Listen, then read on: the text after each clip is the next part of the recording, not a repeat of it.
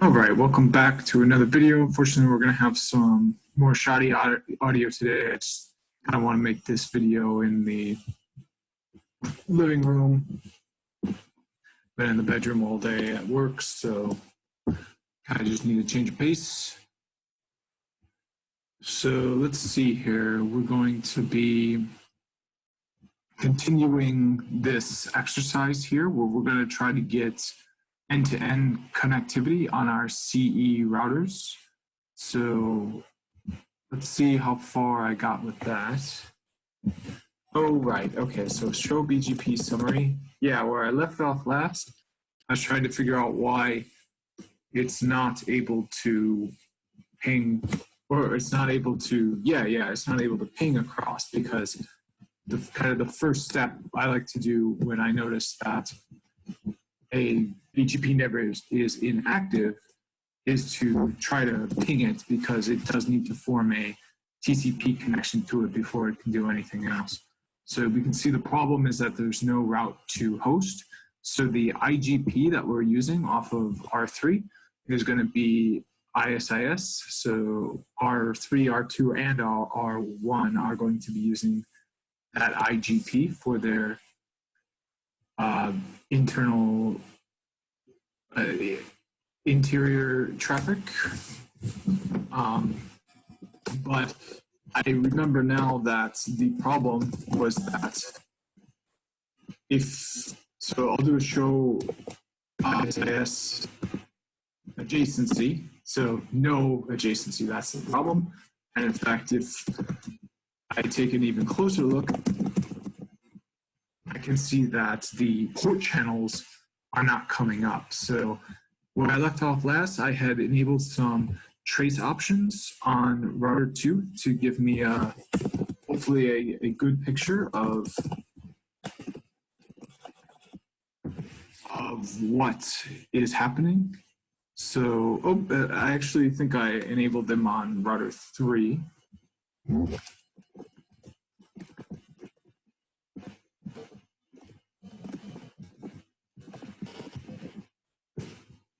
Yep, so here's the trace options. I enabled flag all on this, and unfortunately the file was a little bit cryptic. I couldn't really tell what was going on by. I think what I'm going to do is see if there's another place I can add trace options.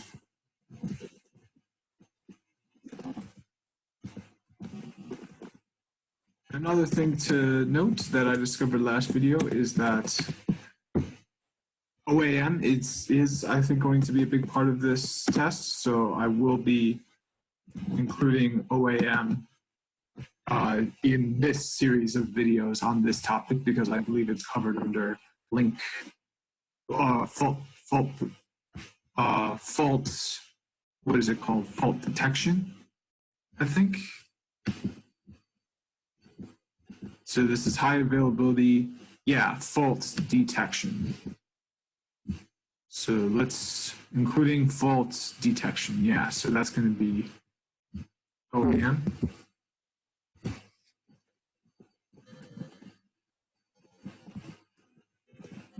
So here we've got trace options, flag all. Let's see if there's trace options specific to gigabit big ether options. Yeah, aggregated ether options.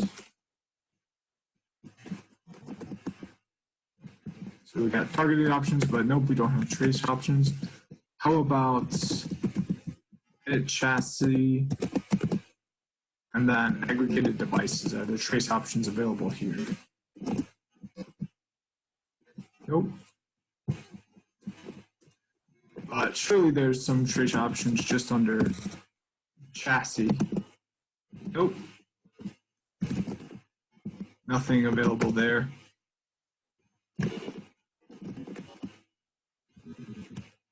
So trace options aren't always available everywhere.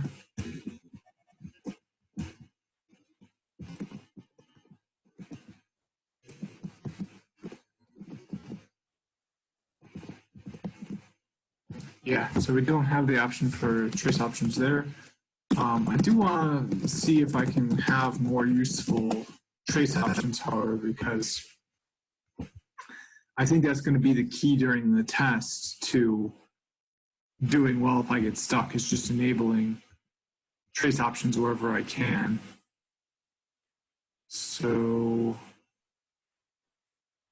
I don't, so this is down. So we're trying to figure out why it's down. Okay, so maybe it's possible to do gig ether options.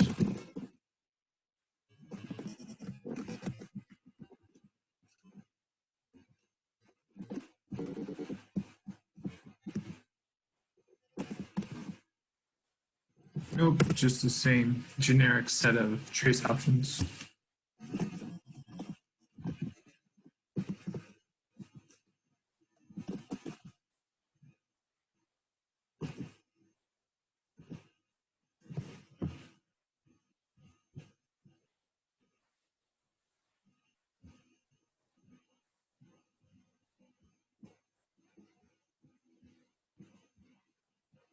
Here we go. So here's the file that I chose, tshoot ints. So let's have that run. So oops, it was already going. So let's continue to tshoot this issue by bouncing the ports.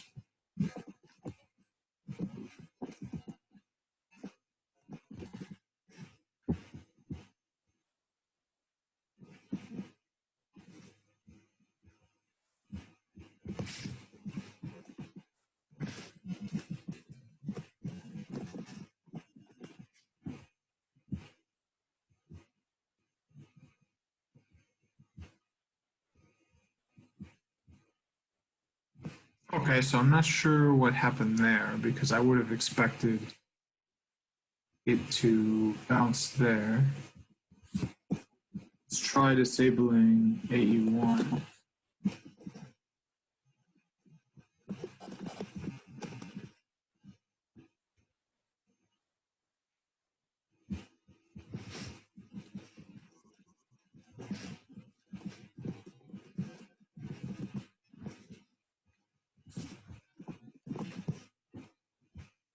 Okay, so we're not getting.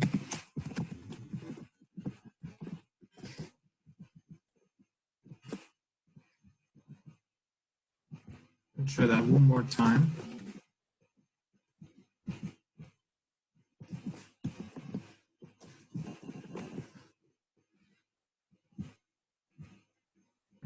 That's interesting. Still nothing. All right, so there's some issue where it's not able to affect the other side. I guess that makes sense because it's down, but let's try that on this side.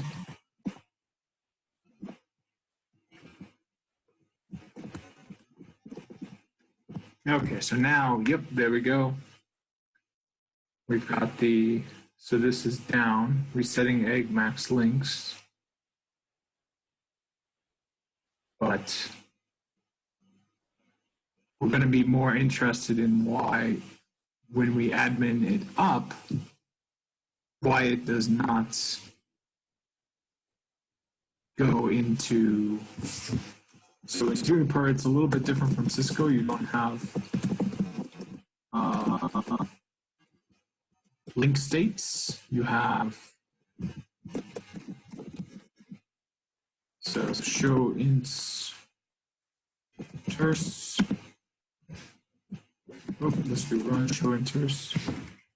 Yeah, well, I guess it is called a link state. So why is it admin up but link state down? We're going to need to figure that out. So let's bring it back up.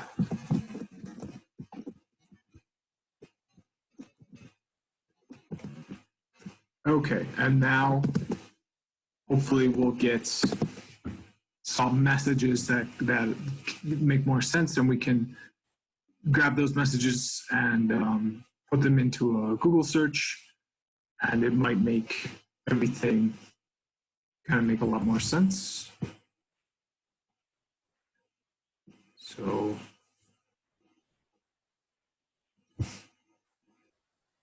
this is all related to other things, but let's just grab everything that we can grab.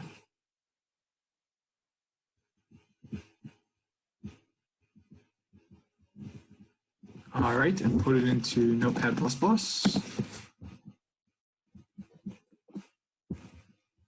All right, and now let's see if there's anything that would be interesting to Google for.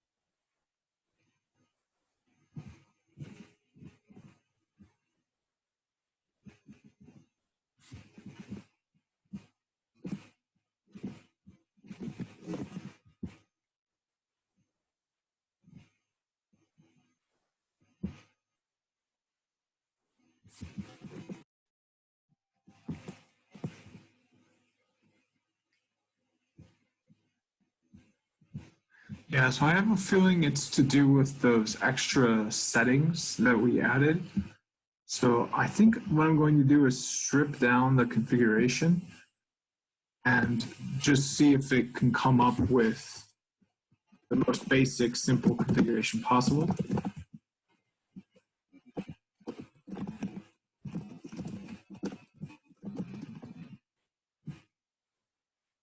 All right, so let's do a configure private, and then let's do a edit of the aggregated Ethernet interfaces, but we'll remove the aggregated Ethernet options, keep things really nice and simple.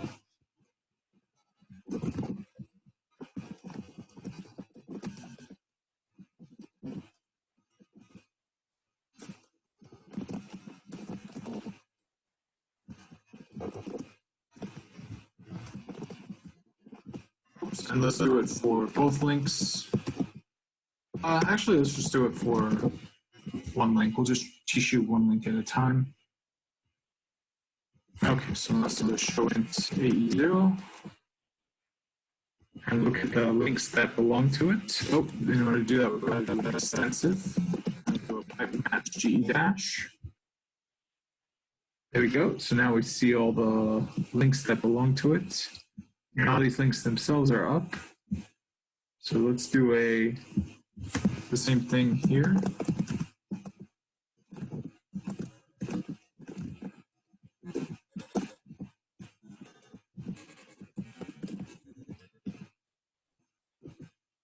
Okay, so 2, 3, and 4, yep.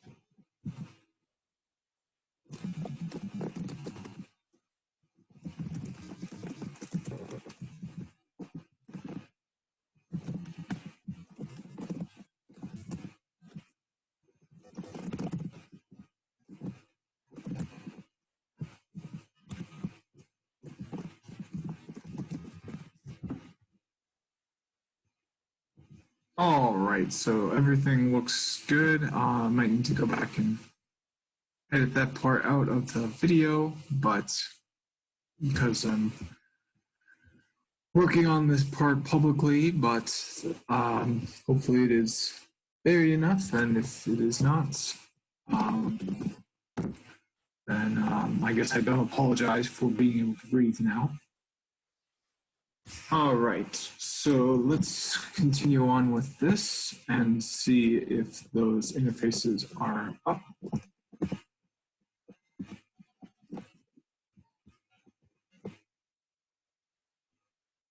So, well, no, never mind. That doesn't prove anything. Oh, okay, perfect. So, yep, those settings were causing an issue. So let's take a look at show system rollback. Compare 1.0. Take a look at the configuration that we applied to it. So it is, we got rid of the minimum links, we got rid of the link speed, we got rid of the LACP active. So let's do the same here. Show system rollback, compare 1.0. Oh, that's interesting. We got rid of some extra stuff on here. So this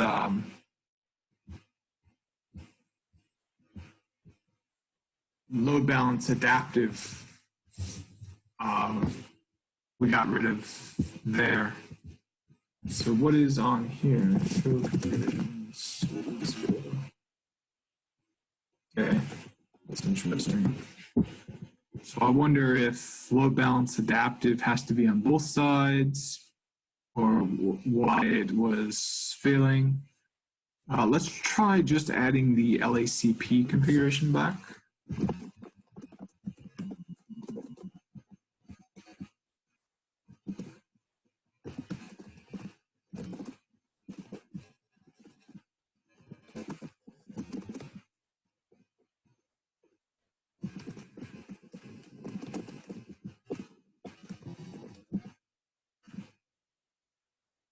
Okay, so that brought it down, but if we add it to the other side, let's see if it comes back up.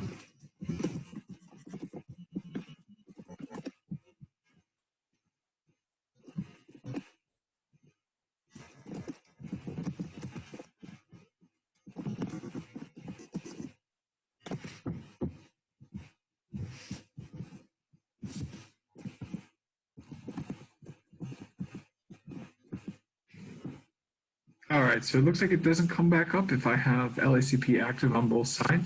I'm going to try changing it to LACP passive on router 2.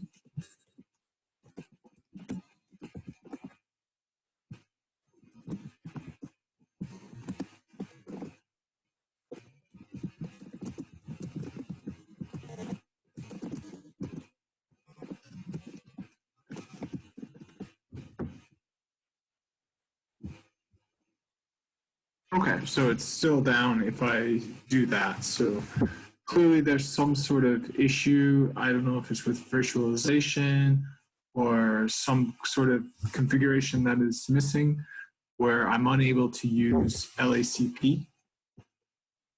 So I'm just going to get rid of it.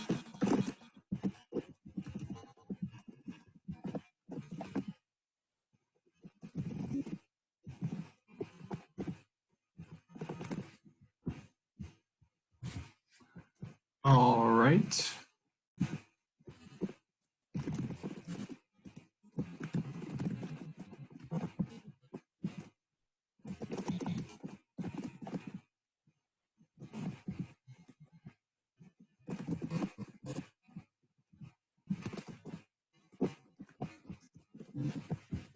Okay, so now the aggregated interface is going to be up now that we don't have LACP on there. So we don't know if there were additional issues besides having LACP, but we do know that having LACP configured on both sides of the link, whether it was active-active or passive-active, was preventing that link from coming up. I think LACP is going to be a part of the exam. So I remember this was a big part of the CCNP. I'm just curious why it's unable to work.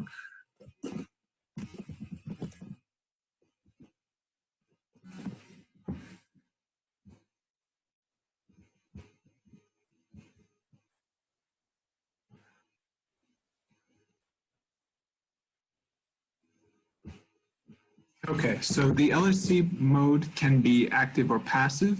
If the actor and partner are both in passive mode, they do not exchange LACP packets, which results in the aggregated links not coming up.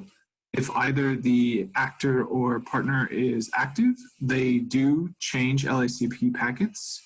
By default, LACP is turned off on aggregated Ethernet interfaces.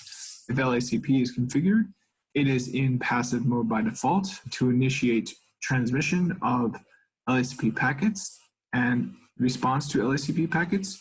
You must configure LACP in active mode. So we would want, so an active configuration is valid for LACP. There's nothing wrong with having both sides set to be active, but we did see that there was a problem with it not coming up, but it was almost as if it wasn't in fact active. So I actually am curious enough to pull up a Wireshark Capture. One thing that would be really nice is to do a span port. Oh, but I'm out of ports, because then I could just tap the whole link here and not have to worry about tapping the correct individual link. But let's tap link 2. So this is, so yeah, not that one, but one of the lower ones. Okay, this will be fine to tap. All right, and then let's see if we can see LACP traffic going across that link.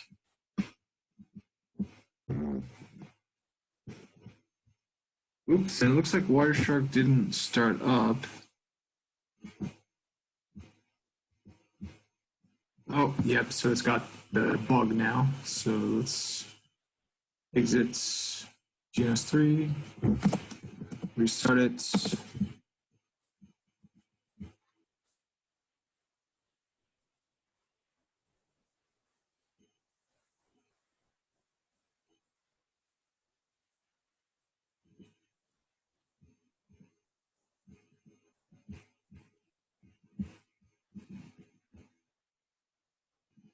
Perfect. So we're going to stop it and then start it. Excellent.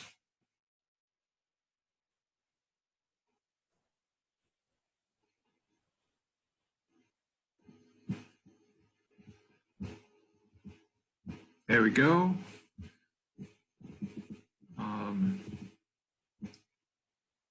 Skip the version and then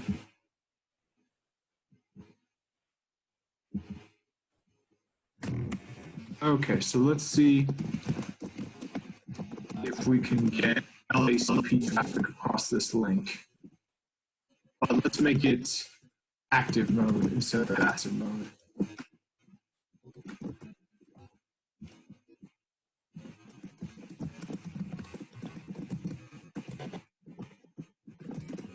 And it's passive mode by default.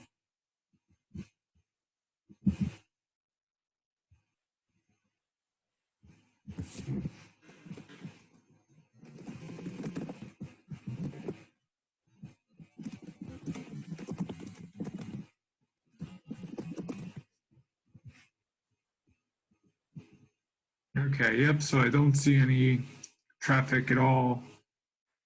Yeah, it really just, for some reason, it does not work with LACP. Maybe there's like a chassis I need to enable it. So if I do edit chassis, aggregated devices, maybe I need to go into Ethernet, LACP.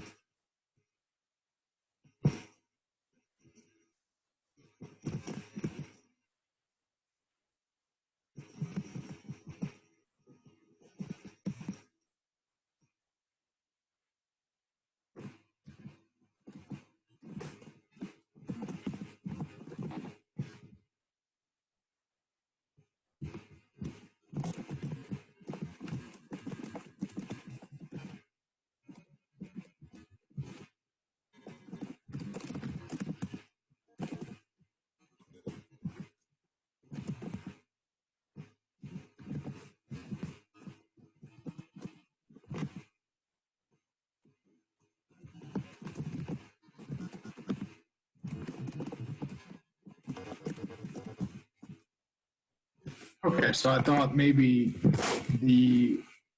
there needed to be a global setting for LACP in order for this to work.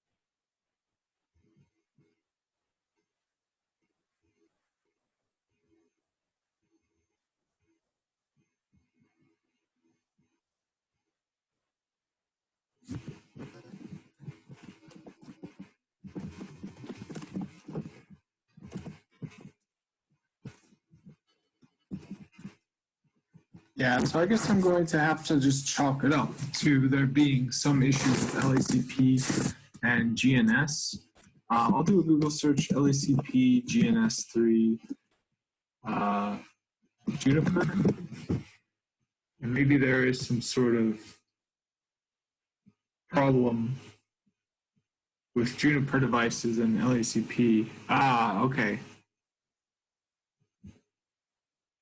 So I do see something here. So yeah, I can't get it working no matter what I do as well.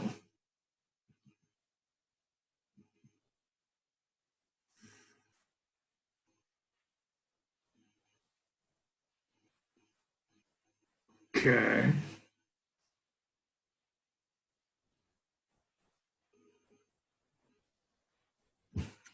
Well, it's working for these people, even though they said it might not be. But yeah, it didn't work for me. But it's easy. You just enable active, and it's a link aggregation control protocol. So it just has things run a little bit better. You can change the priority on it. So I don't think it's worth spending a lot of time practicing. It's fine to just move on without getting it to work. OAM, on the other hand, would be a very difficult topic. But I'm going to want to spend a lot of time. Experiences with OAM, it is a quite challenging topic. Just because there's so many options you can configure.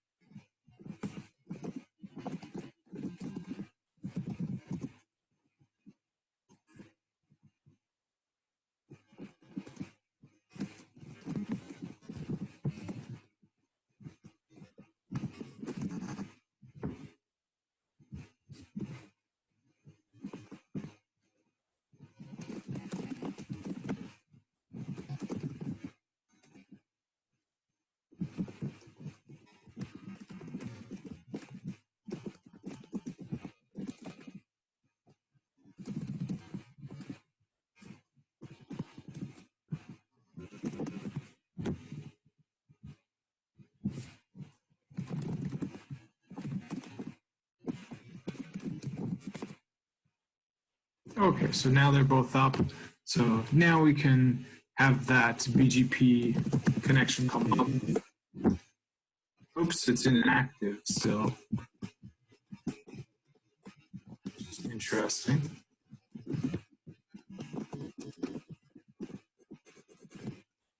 Now we're up to host still. So there's still some issue with that.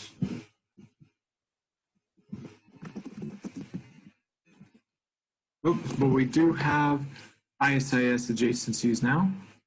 Got two of them. See if we've got adjacencies here, which should have 3 of them, or actually I think 4. Yep, so we've got 4 adjacencies. So let's do a show route protocol ISIS.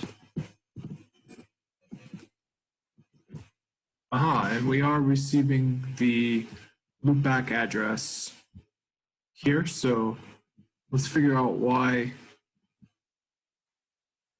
Oh, yeah. So we're receiving the loopback address. This is coming from router 1 because it's coming across these links that aren't part of the port channel. But let's figure out why it didn't make it over to router 3.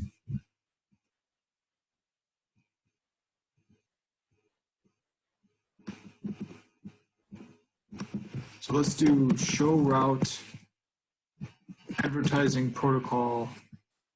Oh, and then unfortunately we don't have anything like that for ISIS, but let's do a show configuration interface protocol ISIS. Displace relative.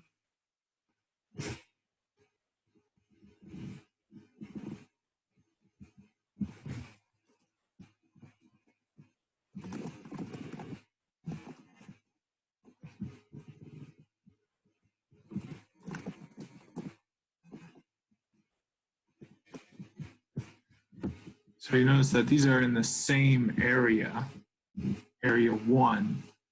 So it just kind of strikes me as odd that level 1 is set to disable because if they're in the same area. I think level 2 though, you can be either or, but level 1 it has to be in the same area.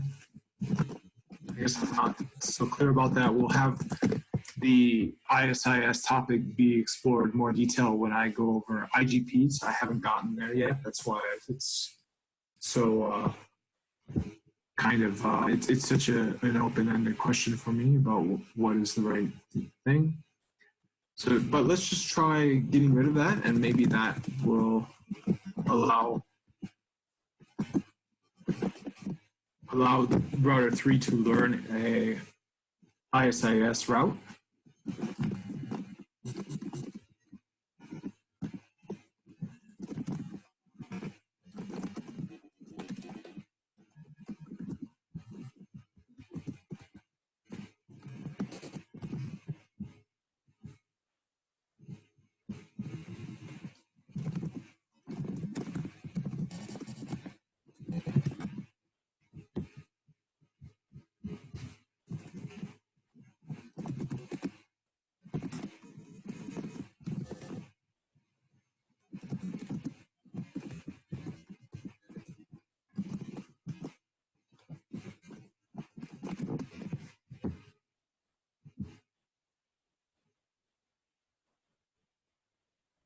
Oh, so it looks like that wasn't the problem that was preventing it from learning that.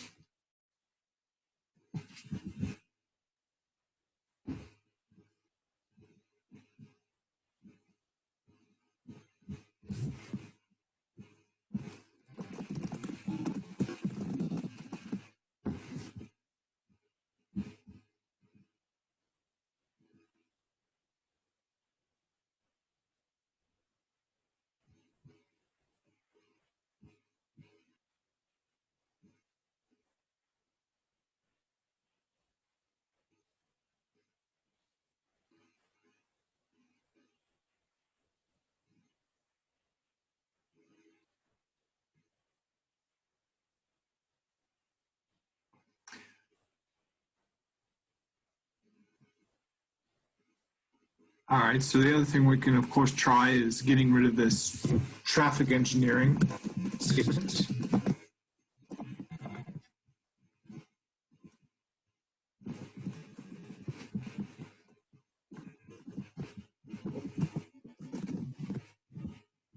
we might need to get rid of it on both sides. Let's see what happens just on that one side. Aha, actually, I think a better thing to check. Yep, sure enough. So see how we've got family ISO enabled everywhere? Well, Oh, no, it is enabled there. Okay. Well, let's see if it's enabled there on the router 3.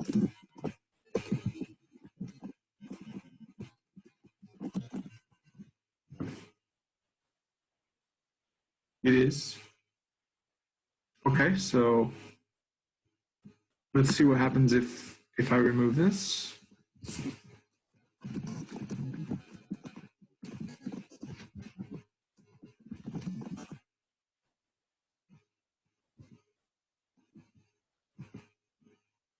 Oh, it still doesn't make it across. That's interesting. Why is it not? So,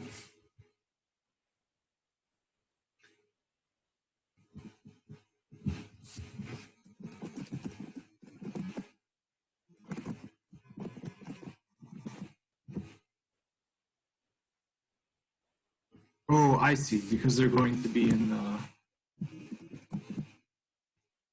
yeah, they're going to be in the VPN.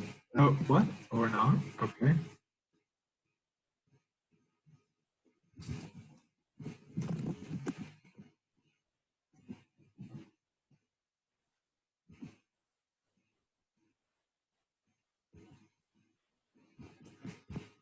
Huh.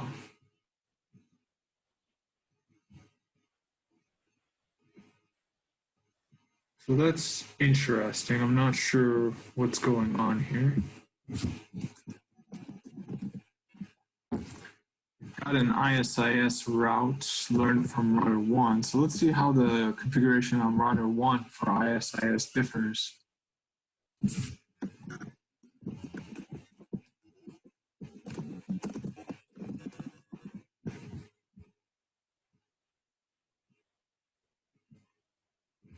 So we do have import policies, but this imports, oh, we have export policies. So there's nothing applied to ISIS.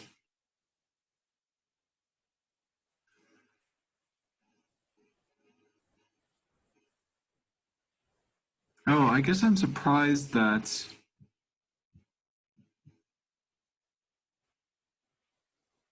oh, okay.